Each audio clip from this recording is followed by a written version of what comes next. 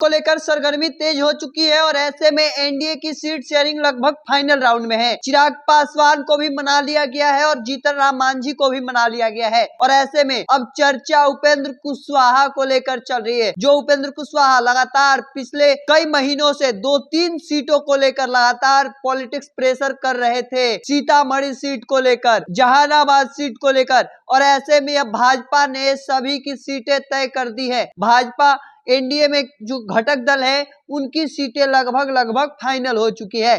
चिराग पासवान को 4 सीटें मिलने जा रही है, तो वहीं पशुपति पारस को 1 सीटें मिलने की बात कही जा रही है। तो दूसरी ओर हम पार्टी यानी जीतन राम मांझी की पार्टी हम को भी 1 सीट, उपेंद्र कुशवाहा की पार्टी आरएलएम को भी 1 सीट देने की बात कही गई है। वहीं जनता दल यूनाइटेड को यानी नीतीश कुमार को 16 सीटें देने की बात कही जा रही है। भाजपा खुद 17 सीटों पर चुनाव लड़ रही है और ऐसे में अब चर्चा इस बात को लेकर है कि मुकेश सहनी किसके तरफ जाएंगे। तो मुकेश सहनी को लेकर भी चर्चा है कि मुकेश सहनी को भाजपा अपने कोटे से 1 सीट दे सकती है, जो कि 17 सीटों पर लड़ रही है, लीड रोल में नजर आ रही है, वो 1 सीट मुकेश सहनी को दे सकती है।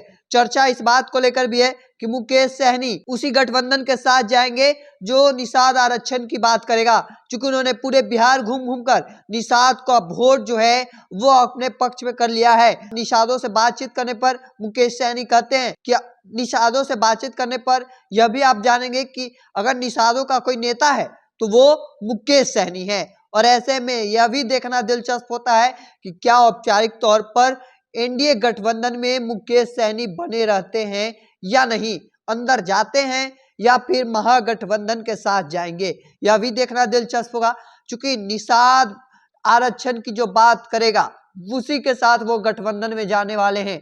चर्चा इस बात को लेकर भी है कि लगभग फाइनल राउंड कंप्लीट होने वाला है।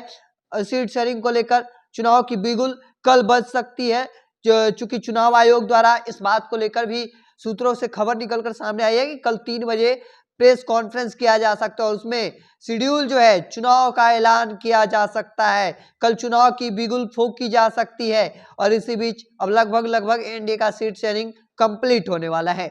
देखना होगा कि कब तक ऐलान हो जाता है, क्योंकि खबरें अभी निकलकर सामने आ रही है कि 24 से 48 घंटे के अंदर सब कुछ फाइनल होकर ऐलान कर दिया जाएगा।